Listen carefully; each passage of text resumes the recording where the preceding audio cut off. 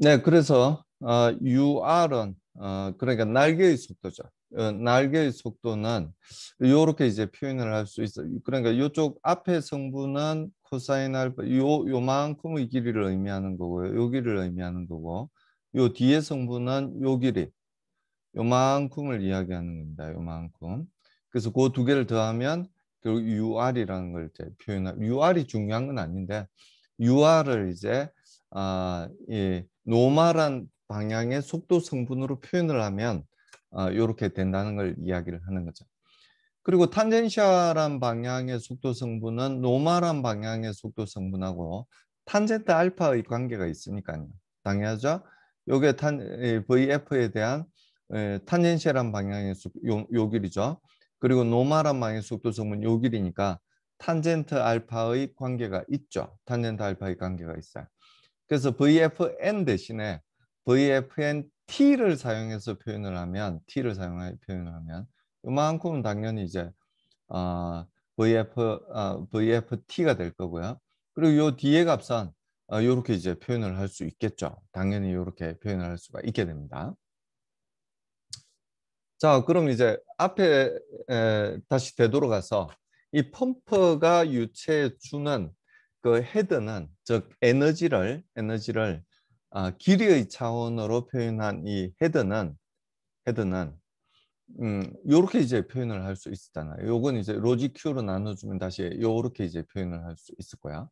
근데 우리가 이 중학교 때 배웠던 이 코사인 제이 법칙인가요? 그러니까 요 속도 삼각형에서 베타니까 어, V와 그 속도 코사인 제이 법칙인가? 뭐 그런 거에서 이제 요 식을 이제 얻을 수가 있어요. 이 V를 U와 W로 요 길이를 요런 속도 삼각형인가 보다. 요 속도 삼각형을 요게 W가 되고 요게 U가 되는 거잖아요. 요게 U고 요게 W고 요게 V가 된다면 그럼 요 각도가 이제 베타가 되는 거잖아요. 요 각도니까요. 평행사변형이죠. 그래서 요게 베타가 되니까 코사인 제1법칙인지 제2법칙인지 잘 기억이 안 나는데 코사인 제2법칙에 의해서 요 길이 제곱 더하기 요 길이 제곱 마이너스 이렇게 되는 거잖아요. 이렇게. 그래서 요 W 곱하기 코사인 베타가 뭔지를 보면 W 곱하기 코사인 베타니까 요 길이잖아요. 요 길이. 요 길이. 여기서 요 만나는 요점에서부터 요점까지 길이잖아요. 그러니까 요 길이는 U 마이너스 VT. 요 V의 탄젠실한 방향의 성분. 요걸로 이제 표현을 할 수 있다는 이야기죠. W 곱하기 요 각도가 베타니까요. W 곱하기 코사인 베타 해주면 요 길이가 나오잖아요. 그러니까 요 길이는 요 전체 길이에다가 요 길이를 빼준 거다. 즉 U에다가 VT를 빼준 거라고 표현을 할 수가 있죠. 그래서 요 값을 여기 딱 대입을 하게 됩니다. 우리가 알고 싶은 값은 뭐냐면 U 곱하기 V의 탄젠셜한 방향의 성분이잖아요. 그러니까 여기 U가 있고요. V의 탄젠셜한 방향의 성분이 있죠. 있습니다. 그래서 그 값을 요 값에 대해서 요 식을 정리를 할 수 있다는 이야기예요. U 곱하기 VT가 나오죠. U 곱하기 VT가 다시 여기 W 곱하기 코사인 베타 대신에 U 마이너스 VT를 대입을 하는 거예요. 여기다가 이걸 딱 대입을 하면 이 U 첫 번째 U에다가 이 VT를 곱해주면 얘하고 모양이 똑같죠. 물론 얘하고도 모양이 같아요. 서브스크립트가 1이 붙었느냐 2가 붙었냐 그 차이만 있을 뿐이죠. 그래서 요 값들을 이 V와 U와 W로 표현을 그리고 여기 U가 나오지 않아요. 요 앞에 U는 이 U하고 곱해져 가지고 마이너스 U 제곱이 돼요. 마이너스 U 제곱. 그래서 결국은 이제 우리가 이렇게 표현을 할 수 있다는 이야기죠. 좌변으로 이항을 시키면 똑같이 V하고 같은 위치로 U 제곱이 나오는 거고요. 이 W는 양변에 마이너스 W 제곱을 빼주게 되면 이렇게 마이너스 부호가 붙게 되는 거죠. 이해하시리라고 생각을 합니다. 잘 생각해 보시면 쉽게 알 수 있어요. 이 W 코사인 베타 대신에 U 값을 대입하는 거예요. 그리고 U 곱하기 VT를 구하는 거예요. 그러니까 요 값 곱하기 요 값을 남겨두고 나머지 값은 양면에 빼줘서 똑같이 적어주게 되면 요 값이 나와요. 요 값. V제곱, U제곱, 마이너스 W 제곱이 나와요. 요 값 대신에. 그래서 요렇게 이제 요 식을 요렇게 이제 정리를 할 수 있게 된다는 이야기입니다. 요 식으로 이 뭐 탄젠셜한 방향, 노멀한 방향 이름을 안 적고 유체가 갖고 있는 절대 속도 그리고 날개의 속도 그리고 유체가 날개에 대해서 이 블레이드라고 표현됐죠. 블레이드에 대해서 갖고 있는 상대 속도 그 값들로 전부 h를 이제 표현을 할 수가 있게 되는 거죠. 있게 됩니다. 그 베르누이 방정식에서는 이 V제곱 대신에 결국은 W제곱 마이너스 R제곱 오메가 제곱. R제곱 오메가 제곱이 뭐예요? 여기 U제곱이잖아요. 여기 U제곱입니다. 그래서 V제곱 대신에 W제곱 마이너스 U제곱으로 이렇게 표현을 할 수가 있게 된다 하는 거죠.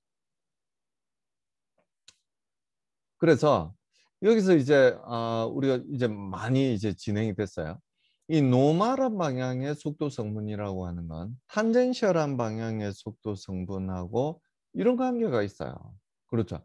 탄젠트 알파라고 하는 건 VT분의 VN이잖아요. 그래서 이 VT 대신에 이 탄젠셜한 방향의 속도 성분 대신에 노멀한 방향의 속도 성분을 적으려면 VT 대신에 VN 곱하기 코사인 알파로 적으면 돼요. 코탄젠트 알파로 적으면 돼요. 뭐 2번 포인트에서는 전부 서브스크립트가 2가 붙겠지만요. 1번 상태에서는 1이 붙겠고요. 그럼 이제 PW를 이제 요렇게 이제 표현을 할 수가 있게 되고 이 노멀한 방향의 속도 성분을 유량에 대해서 표현을 하자면 다시 요렇게 적을 수가 있죠. 요렇게. 그러니까 2파이 R이라고 하는 건 뭐냐면 요 원주 길이가 됩니다. 2파이 R 여기 요게 요 길이가 돼요. 거기다 B가 뭐냐면은 요 뎁스 방향의 길이에요. 요 길이. 그러니까 그 면적으로 유량을 면적으로 나눠주니까 당연히 노멀한 방향의 속도 성분, 요로 나가는 속도 성분이 되겠죠. 탄젠셜한 방향의 속도 성분은 유량에 영향을 미칠 수가 없습니다. 노멀한 방향의 속도 성분만 유량에 영향을 미치게 되는 거죠.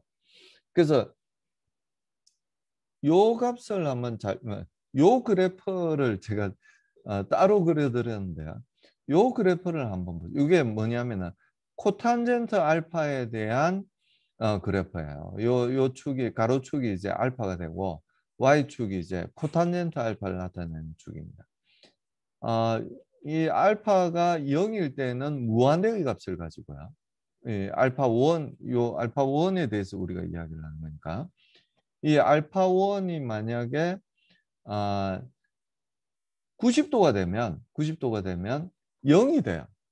알파 1이 이제 90도보다 큰 경우를 우리가 생각을 하지 않나요? 90도보다 크면은 이제 얘가 마이너스 값을 가지니까 이 파워가 더 커지겠죠. 더 커지는데 마이너스 값을 이제 생각하지 않는다면 90도가 되는 게 좋겠죠. 90도보다 작은 값. 요런 날개가 이제 회전 방향이 이쪽인데 날개 방향이 반대 방향으로 누워 있죠. 요런 날개가 아니고 만약에 반대쪽으로 포워드로 날개가 요렇게 누워 있다면 이야기가 조금 달라지는데요. 아마 요렇게 돼 있다면 이 알파 1은 이제 90도보다 작은 값을 가지게 되는 거죠. 가지게 됩니다. 그래서 그렇다면 90도일 때 이 PW, 즉 유체가 얻어가는 에너지가 제일 크게 되는 거잖아요. 제일 크게 됩니다. 그래서 우리가 설계할 때는 설계 유량이라고 표현이 되어 있지만 설계할 때는 요 값이 90도가 되기를 원해요. 90도. 그러니까 이 값이 90도일 때가 설계 유량이 되고요. 그때 설계 유량일 때의 V1이 얼마가 되냐면은 요 값이 되는 거죠. 설계 유량이.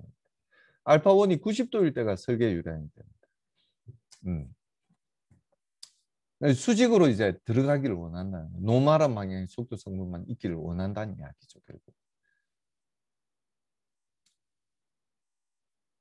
그래서 이쪽 방향에서의 각 운동량을 우리가 무시를 하게 된다면, 즉 이 값을 무시를 하게 된다면 우리가 설계를 잘해서 요 알파1이 90도가 되게 만들었다면 결국은 이제 이 PW가 요 앞에 값만 남을 거잖아요. 요 값은 0이니까.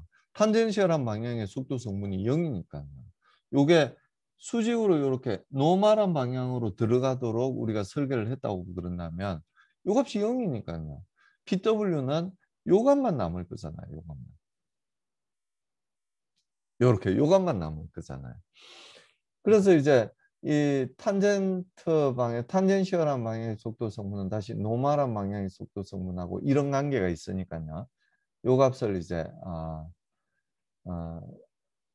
요 값을 고려를 하고 다시 요 값은 어떻게 되냐면은 유량에 대해서 이렇게 표현을 할 수가 있었잖아요.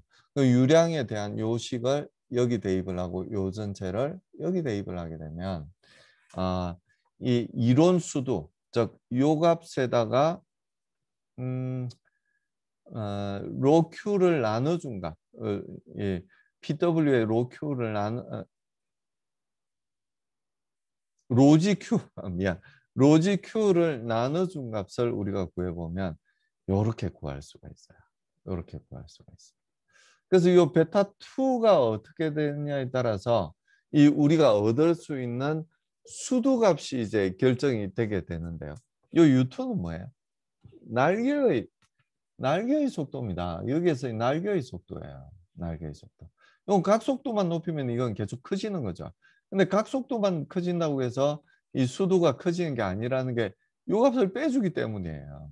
그래서 이 베타 2가 얼마가 되느냐에 따라서 날개를 각도를 이렇게 90도보다 작은 백워드 커브로 백워드 날개로 후향 날개로 설계하느냐 아니면 전향 날개로 이쪽 방향으로 꺾어지도록 설계하느냐에 따라서 수도 값이 달라지게 됩니다. 그래서 이 베타가 이제 90도보다 작게 이렇게 설계된 백워드 후향 날개죠. 후향 날개로 설계를 하게 되면 이런 값을 얻을 수가 있게 됩니다. 그래서 베타가 커지면 커질수록 요 값 자체가 다시 되돌아가 볼까요? 베타가 작아지면 작아질수록 이 코탄젠트 값이 커지기 때문에 요 값이 커지기 때문에 요 전체 값은 작아지게 돼요. 작아지게 돼요. 그래서 우리가 원하는 수두로 설계를 하기 위해서는 이 베타에 대한 설계를 잘 해야 된다. 이렇게 말씀드릴 수 있고요.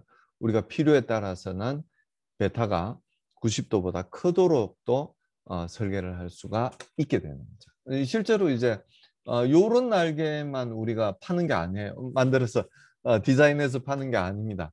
이 전향 날개, 이 날개의 방향이 반대쪽으로 꺾여져 있는 그런 펌프 날개도 우리가 디자인해서 팔게 됩니다. 자, 그래서 우리가 원하는 건 뭐냐면 결국은 효율이 최대인 점에서 효율이 가해준 요 에스테리카가 붙은 건 최고 효율점에서의 값이에요. 최고 효율점에서 가해준 펌프에 가해준 오메가 T의 분의 실제 유체가 얻어가는 동력 그게 로지 QH죠. 요 값이 최대가 되는 점에서 운전하기를 원하는 거예요. 왜? 그래야 전기가 제일 작게 들죠. 전력 소모가 제일 작죠.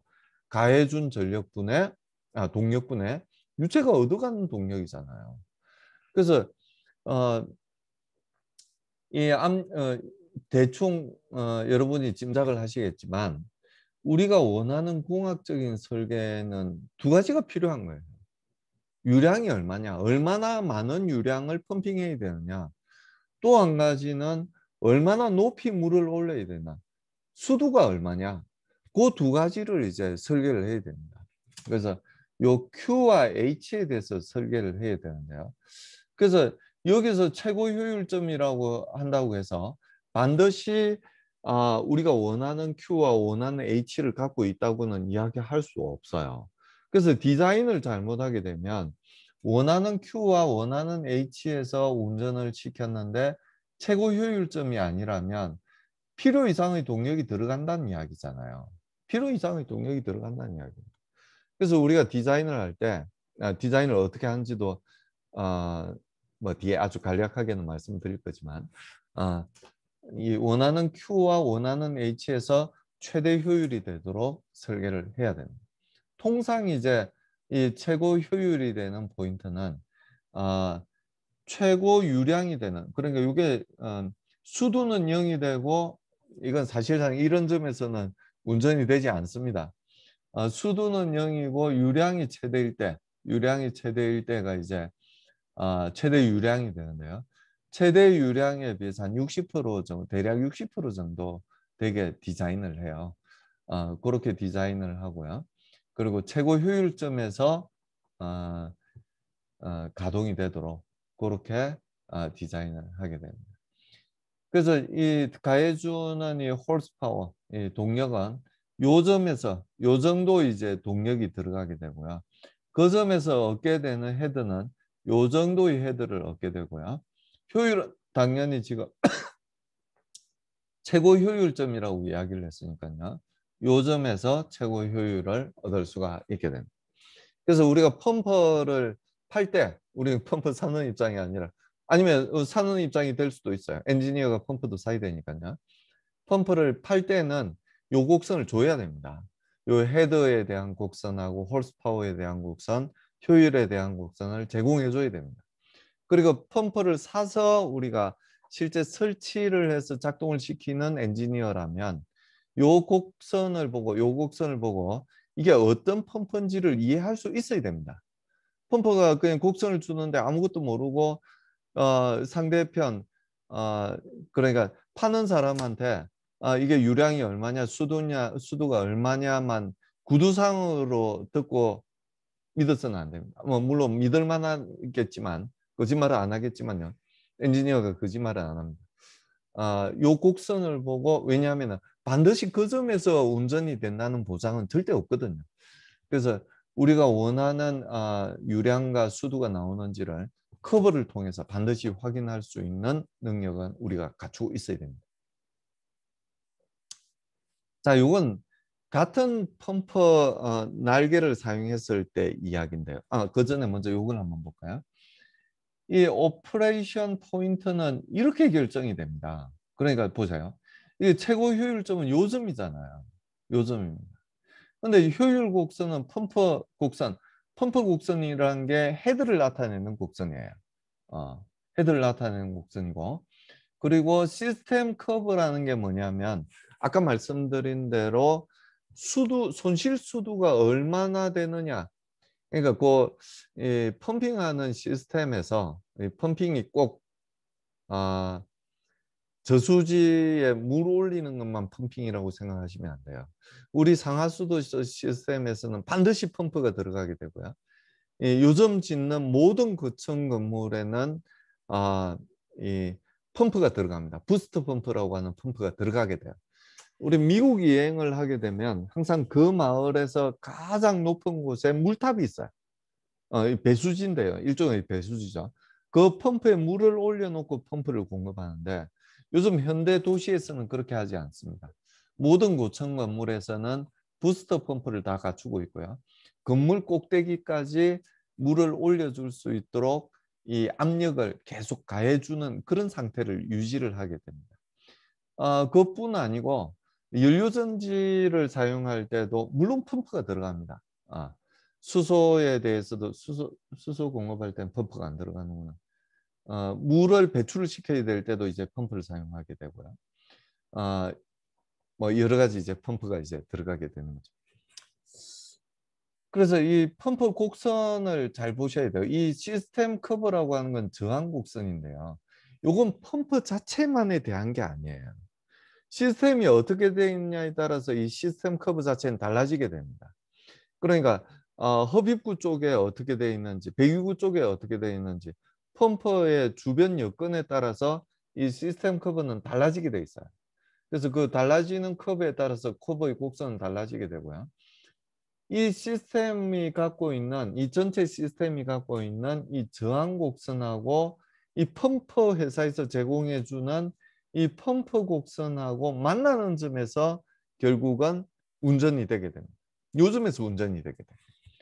그래서 요점에서 운전이 되는데 딱 보시면 어떠냐 하면은 최고 효율점에서 운전이 안 되고 있는 거예요. 이건 누가 잘못한 거예요? 여러분이 잘못한 거예요. 펌프를 고른 엔지니어가 잘못한 겁니다. 회사의 요만큼의 손실은 지속적으로 펌프가 고장나서 버리기 전까지는 요 정도의 손실은 계속 주고 있다는 이야기. MPSHR에 대해서는 조금 이따 다시 뒤에서 말씀드리도록 하겠습니다. 그래서 앞서 이제 이런 펌프 곡선에 대해서 말씀을 드렸지만 실제 운전은 어디서 운전이 되냐면은 전체 시스템이 갖고 있는 이 손실 수도에 대한 곡선하고 만나는 점에서 결국 운전이 되게 된다는 말씀을 드리고 그 점에서 효율 그러니까 요 점이라고 했으니까 여기서는 뭐 요런 점, 요 곡선하고 요 곡선하고 같지 않죠. 여기서는 효율 곡선이 더 뒤로 요렇게 가 있는데요. 뒤로 가 있으니까 요 곡선하고 맞지 않는데 요건 일단 기본적으로 맞지 않는 게 요게 요 중간에 어딘가 요렇게 와야 되는 펌프를 샀어야 됩니다. 요 중간에 오는 요런 걸 샀어야 되는 거지. 곡선이 조금 이상하긴 하죠. 자, 요 그림은 이제 뭘 보여드리는 그림이냐면은 똑같은 이제 앞에서 설계한 뭐 설계하는 것도 완전히 이제 따로 또 회사에 가면 공부하셔야 되겠지만 이런 속도 삼각형을 이용해서 우리가 설계한 그 날개 펌프 날개를 똑같이 사용을 한다고 그래도 이 케이싱이 어떠냐에 따라서 이 완전히 달라지게 됩니다. 이 유량이나 아니면 우리가 얻을 수 있는 수도 자체가 완전히 달라지게 돼요. 그러니까 같은 유량에 대해서 생각을 한다면 케이싱이 20%더 큰 펌프라면 더 작은 회전수에서 마력이 더 작게 에너지가 더 작게 들어가게 되고 송출량은 같더라도 그 대신 수도도 반으로 줄어들게 된다는 이야기예요. 수도도 반으로 줄어들게 된다는 이야기입니다. 그러니까 요게 이제 똑같은 RPM 1170 RPM으로 회전하는 그 날개예요. 근데 케이싱을 36인치를 쓰느냐 32인치를 쓰느냐 28인치를 쓰느냐에 따라서 이렇게 곡선 자체가 달라지게 됩니다. 펌프 커브 자체가 달라지게 돼요. 그럼 이 펌프 헤드가 달라지게 되면 운전점이 당연히 달라지겠죠. 달라지게 됩니다. 그래서 요건 이제 들어가는 요 직선 거의 직선으로 표현된 요 그래프가 이제 동력 마력을 의미한 마력을 의미하게 되는 거고요. bhp니까 브레이크 홀스 파워입니다. 브레이크 제동 동력이라고 말씀드렸죠. 그러니까 bhf가 제동 브레이크를 이용해서 측정한다고 제동 동력이라고 말씀드렸어요. 요 직선들이 그 동력을 나타내는 거고요. 요게 이제 효율을 나타내는 거예요. 87%냐, 88%냐, 뭐 아니면은 85%냐. 되도록이면 높은 효율에서 운전을 해야 되겠죠. 당연히 높은 효율에서 운전을 해야 됩니다. 그래서 요런 같은 유량이라고 봤을 때 그러니까 여기 12라는 유량이라고 봤을 때 18인치 케이싱을 사용했을 때는 요 정도 헤드밖에 못 얻어요. 요 정도 헤드밖에. 근데 32인치짜리 얘보다 한 20%큰 걸 이제 사용을 하게 되면 이 수도는 2배 정도 높아지게 됩니다. 요게 20% 작은 건가? 어떤 게 요게 20%, 요 두 개가 20% 차이 나는 거네요. 얘하고 얘를 같은 유량 12일 때 비교를 해보면 이 수도 자체가 이렇게 차이가 많이 나게 됩니다. 2배 정도 차이. 요게 0이 아니라 200부터 시작하니까 헷갈릴 수 있는데요. 그 수치를 보시면 요건 이제 350이 좀 안 되게 330 정도 되게 되고요. 얘는 600 한 30. 요 정도가 되죠. 그래서 수도 자체가 반밖에 안 돼요. 그래서 이 수도에 맞게 날개를 잘 디자인하더라도 케이싱에 따라서 또 이 커브 자체가 달라지기 때문에요. 이 케이싱을 포함해서 당연히 이 펌프를 팔 때는 케이싱을 포함해서 팔지 날개만 팔지는 않습니다. 날개하고 모터만 팔지는 않아요. 이 케이싱 포함해서 파는 거죠. 그래서 이 케이싱을 어떻게 잘 쓰는데 우리가 디자인을 한다면 이 펌프를 디자인을 한다면 이 케이싱 디자인까지 포함을 해서 이 펌프 곡선을 만들어야 되기 때문에 이건 RPM이 다를 때니까 똑같은 이야기예요. 요걸 이제 줘야 됩니다. 요 곡선을 받듯이 줘야 된다는 이야기예요. 사실 요 곡선을 이론적으로 구하는 건 사실 어렵고요. 실제 테스트를 통해서 양산하기 전에 시제품에 대해서 테스트를 통해서 구할 수밖에 없습니다.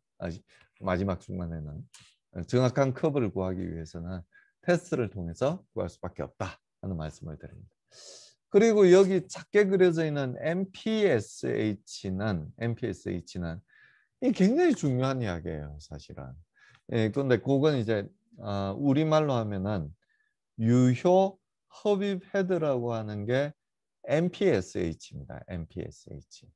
자, 한번 생각을 해보세요. 우리가 펌프 그림이 있는 곳으로 다시 되도록 하겠습니다.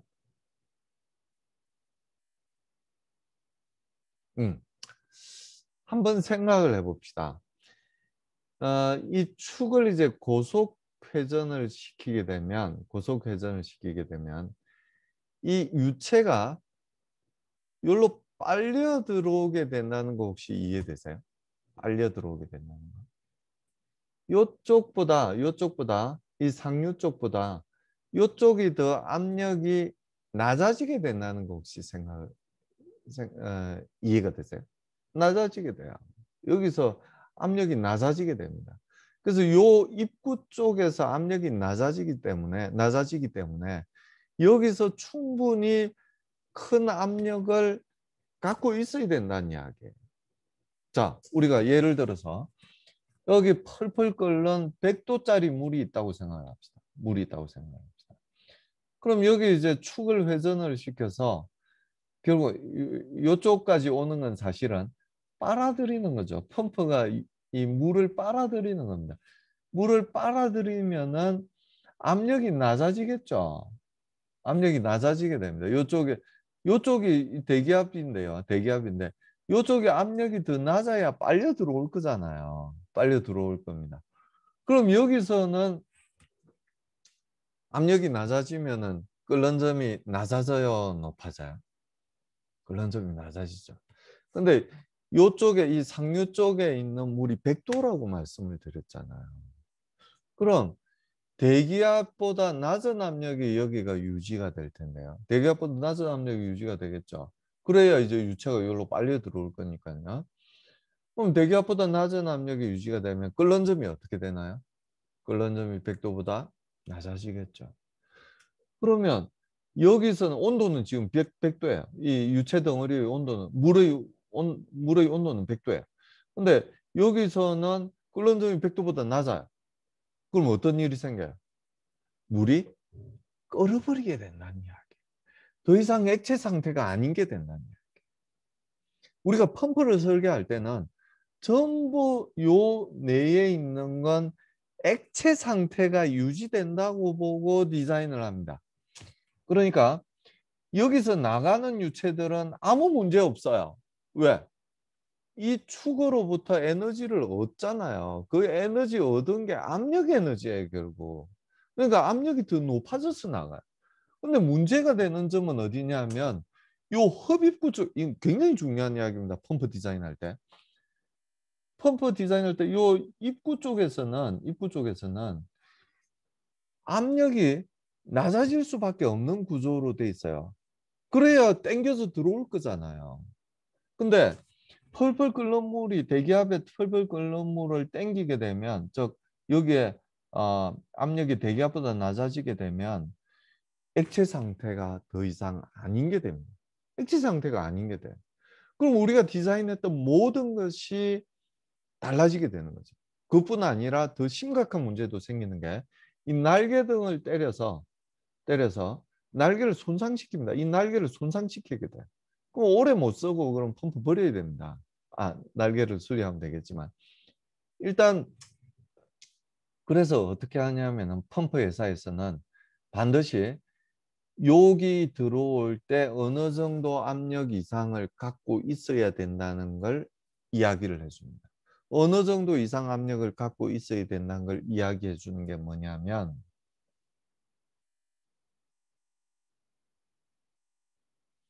유효 흡입 헤더, 즉 MPSH입니다. MPSH. 그러니까 여기 MPSH에 대해서는 요 축을 보셔야 되는데요. 유량이 24일 때는 40피트 정도 되는, 전부 이제 길이 차원으로 우리가 바꿔서 압력도 이야기를 하니까요. 40피트 정도 되는 수두는 유지하고 있어야 된다는 이야기예요. 40피트 정도 되는 수두는 유지하고 있어야 된다는 이야기예요. 그러지 않으면 그 이하의 수두를 갖고 들어오면은 안 된다는 이야기예요. 요 이상의 수두를 갖고 입구에서 어, 들어와야 된다는 이야기. 그러니까 예를 들어서 이제 어, 물 몇 미터가 일기압이 되는지 혹시 기억이 나세요? 대략 10미터 정도예요. 그래서 우리가 수심 10미터에 들어가면은 2기압 정도를 우리가 느낄 수 있는 거죠. 더 세게 밀어요. 대기에서 미는 것보다 2배 더 세게 밉니다. 그래서 10미터 정도가 1기압이죠. 제가 유체학 시간에는 이제 물 10미터가 누르는 힘하고 머리 위에서 우주 끝까지의 공기가 누르는 힘하고 똑같다는 말씀을 드렸었습니다. 그래서 이 만약에 흡입구 쪽이 10m 정도가 10m 이상이 되게 되면은 펌핑이 되지 않아요.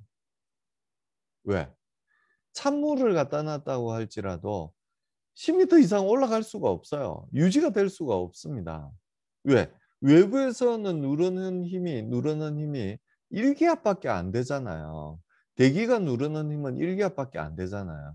근데 요 전체 물이 누르는 힘이 1기압이 되질 않으면 1기압이 넘을 수가 없다는 이야기죠.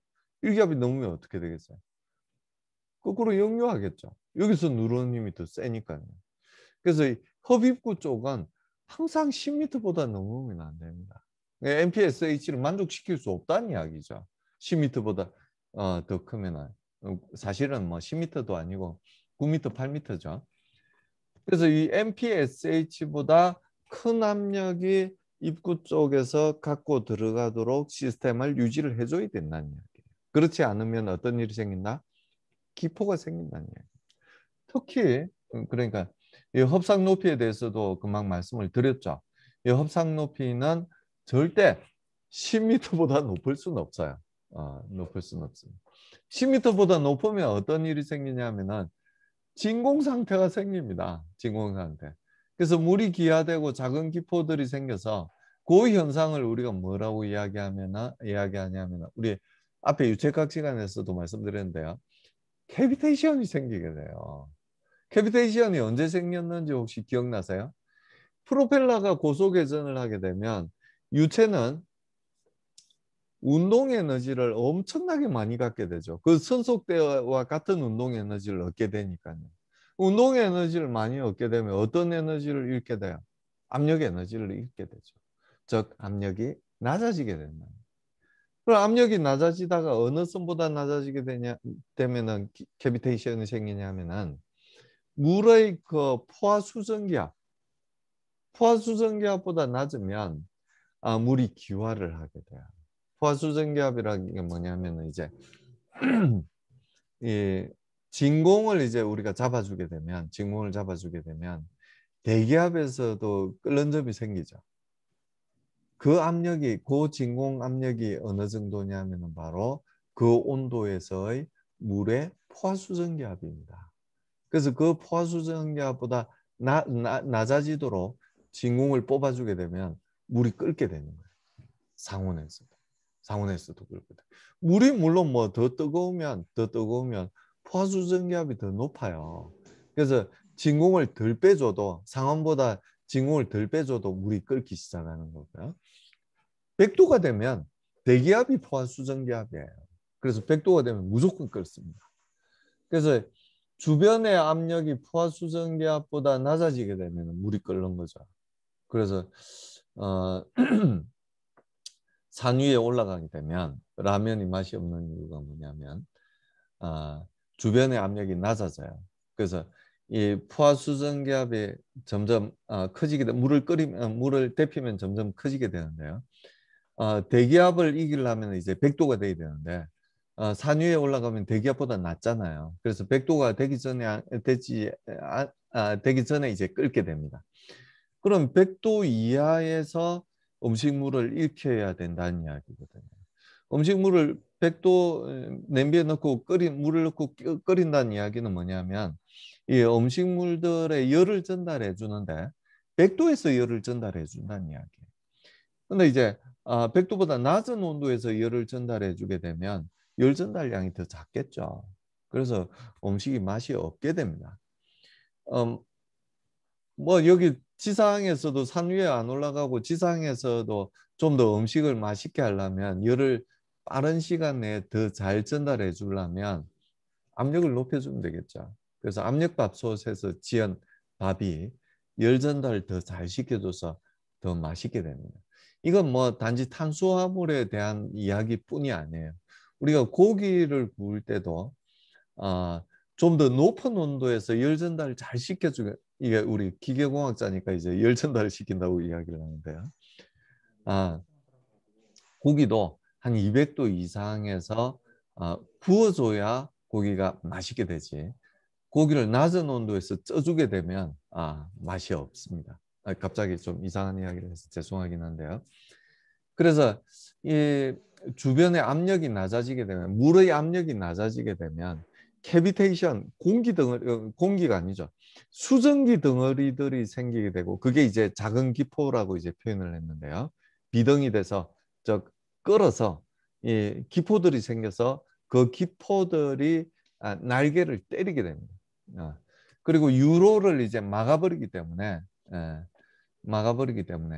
펌핑이 되지 않아요. 이게 이 날개에 이제 물이 젖어 있어가지고 그 물에다 운동 에너지를 전달을 해줘야 되는데요.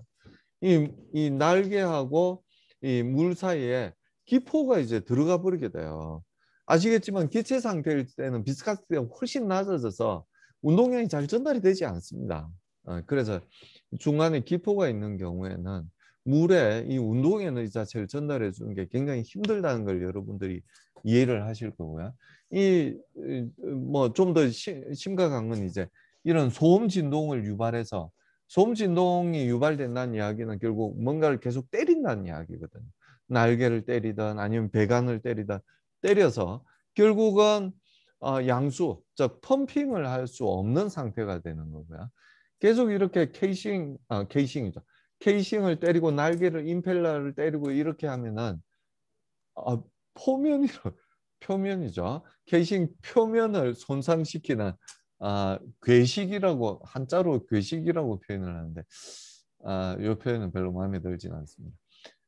이 날개를 이제 손상시키고 케이싱을 이제 손상시키는 제대로 펌핑은 되지 않으면서 이 충격에 의해서 손상이 되는 일이 생깁니다. 그래서 이전에 그 프로펠러를 우리가 디자인할 때도 이 캐비테이션이 생기지 않게끔 조심해야 된다는 말씀을 드렸는데요. 마찬가지로 이 펌프를 설계할 때도 캐비테이션이 생기지 않도록 굉장히 조심해서 해줘야 됩니다. 그래서 이 캐비테이션에 관한 게 바로 이 유효 흡입수도다. 압력이 낮아지면 안 된다. 물이 갖고 있는 압력이 낮아지면 캐비테이션이 생긴다. 이런 말씀을 드리게 되는 거죠. 자, 그래서 이 MPSH에 대해서 계속 말씀을 드리는데요. 이 에너지 방정식에서 보면 결국 이제 베르누이 방정식, 에너지 방정식이에요. 이게 압력 에너지를 길이의 차원으로 표현한 거고, 운동 에너지를 길이의 차원으로 표현한 거고, 이 위치 에너지를 길이의 차원으로 표현한 거죠. 그래서 이걸 우리가 수도라고 부른다고 이야기했었어요. 이게 압력 수도, 속도 수도, 그리고 이게 위치 수도. 요게 전부 합친 게 이제 토탈 수도, 전 수도가 되는 거죠. 그래서 보시면 아시겠지만 속도 에너지가 운동 에너지가 커지거나 요건 일정한데요. 얘가 커지거나 얘가 커지게 되면, 그래서 10m 이상 되면 안 된다고 말씀드린 게, 얘가 커지면 얘가 작더라도 얘가 작아질 수밖에 없어요. 그렇죠. 그리고 얘가 작더라도 얘가 커지면 얘가 작아질 수밖에 없어요. 전체 에너지는 동일하게 같은 값을 가지고 있어야 되니까요. 그래서 얘와 얘의 얘가 상대적으로 커지지 않도록, 얘가 너무 커서 압력이 작아져서 얘가 작아져 가지고 얘들이 커서, 얘가 크든 얘가 크든 요 두 개 합친 게 커져서, 얘라고 그러면 좀 그러네요. 속도 수도와 압력 수도의 합이 둘 중에 하나가 크든 아니면 두 개가 합친 게 크든, 이 합이 너무 커져서 이 압력이, 여기 PV라고 표현된 게 여기 있네요. 액체의 포화 수정기압이에요. 이 수정기압보다, 얘가 이 포화 수정기압보다 작아지게 되면 캐비테이션이 생기게 된다는 이야기예요. 그래서 이 흡입 쪽에서는 이 석션 토탈 헤드가 어느 정도 이상이 돼야 되는데, 이 PV, 즉 포화 수정기압보다 어느 정도 이상의 여유는 갖고 있어야 된다는 거예요. 갖고 있어야 됩니다. 흡입되는 쪽에서. 그래서 그 수두를 뭐라고 그래? 이것도 결국 전부 이게 길이 차원이란 거 이해하실 거예요. 이 마진을 뭐라고 이야기를 하냐면은 유효 흡입 헤드라고 이야기를 합니다. 넷 파지티브 석션 헤드라고 이야기. 파지티브가 유지돼야 된다는 이야기예요. 네트로 파지티브가 유지가 돼야 된다는 이야기예요. 그래서 우리가 이론적으로 이제 이 MPSH를 구할 수는 있겠지만, 그 이상적인 값하고는 사실은 정확히 일치하지는 않습니다. 유체 유동이 워낙 복잡하기 때문에 난류도 일어나고 서큘레이션도 일어나고 표면에서 계속 손실도 생기고 하기 때문에, 실험적으로 우리가 구해서 시제품을 만들어서 상용화시키기 전에 시제품을 구해서 엄밀한 실험을 통해서 MPSH가 얼마인지를 제공을 해줘야 됩니다. 그래서 요구되는 MPSH를, 즉 요구되는 MPSH를 뭐라고 이야기를 하냐면은 여기 서브스크립트로 R을 붙여요. 그래서 required net positive suction head가 요구 유효 흡입 수두다, 이렇게 이야기를 하는 거죠. 그래서 이 MPSH, 그러니까 요구 유효 흡입 수는 장영돈 학생이 지금 이야기하고 있는데 좀 음소거 부탁드려요. 이 MPSHR을 제공을 해줘야 됩니다. 이 그래프를 제공해주지 않으면 펌프를 제대로 사용을 할 수 없어요. 사용을 할 수 없습니다. 그래서 이것도 이제 우리가 펌프를 디자인할 때, 시제품까지 만들었을 때 우리가 측정하고 제공해줘야 되는 값이 요 값입니다. 그래서 회사에서 직접 요걸 이제 측정을 할 수 없으면, 연구소에 이제 유체 기계를 하는 연구소에는 이 펌프에 대한 성능 측정을 해줍니다. 그래서 펌프에 대한 성능 측정을 그런 연구소에서 측정을 받더라도 반드시 바이어에게, 이걸 사는 연구자에게, 학자에게 요 그래프는 반드시 제공을 해줘야 돼요. 그래야 거기에 맞게 우리가 전체 시스템을 구성을 할 수가 있습니다. 자, 요게 이제 문제, 우리가 펌프를, 우리가 이제 지금까지는 펌프를 만드는 입장이었다면, 이제 펌프를 이제 사용하는 입장입니다. 이 펌프를 우리가 디자인해야 됩니다. 이 아래쪽 저수지에서 위쪽 저수지로 펌핑을 해야 되고요. 요게 요즘은 굉장히 마이크로 나노 시대라 훨씬 더 작은 규모에서 요 펌핑이 일어날 수도 있어요. 마이크로 단위에서도 일어날 수 있습니다. 그러니까 기본적인 원리는 사실은 똑같으니까요. 그래서 우리가 펌프를 설치할 수 있는 위치는 이 저수면에서부터 한 6m 정도 위에 떨어져 있는 거고요. 우리가 펌핑을 해야 되는 높이는 한 24m 정도 돼요. 24m 정도. 그래서 전체 1번에서 2번까지 높이 차이는 32m 정도 차이가 납니다. 32m 정도 차이가 나요. 그래서 여기에서 갖고 있는 말하자면 에너지에다가 여기 2번 상태에서 갖고 있는 에너지가 될 때까지 에너지를 공급해 주는 역할을 하는 건 어디밖에 없다? 펌프밖에 없다는 이야기예요. 펌프밖에 없어요. 그러니까 우리가 에너지 밸런스를 생각을 해보면 2번 상태에서는 이런 운동의 에너지를 갖고 있을 거예요. 유량이 0이 아니기 때문에 운동의 에너지를 갖고 있을 수밖에 없어요. 그렇죠? 유량이 0이면 운동 에너지 안 가져도 되지만 유량이 0이 아니기 때문에 이런 운동 에너지를 안 가졌으면 좋겠는데 가질 수밖에 없습니다. 그리고 여기서 갖게 되는 2라는 상태, 출구 쪽에서 갖게 되는 압력이 있겠죠. 뭐 대기압이 되기를 원하겠지만 압력이 있을 거예요. 그리고 절대적인 높이가 있죠. 32m라는 높이가 있겠죠. 그러면 1번 상태에서 갖고 있는 에너지는 대기압밖에 없어요. 정지해 있는 유체 덩어리들이었고요. 여기에다 에너지를 공급해줘서 2번 상태 이런 에너지 상태로 만들어줘야 되기 때문에 펌프에서 공급해줄 수 있는 에너지 수두죠. 펌프 수두가 요 정도 되고요. 요 1번 상태에서 2번 상태가 될 때까지 로스가 생길 수밖에 없습니다. 에너지 손실이 생길 수밖에 없어요. 그러니까 에너지 손실이 되는 건 이 유체에서 에너지를 공급해주는 에너지에서 빼줘야 될 거잖아요.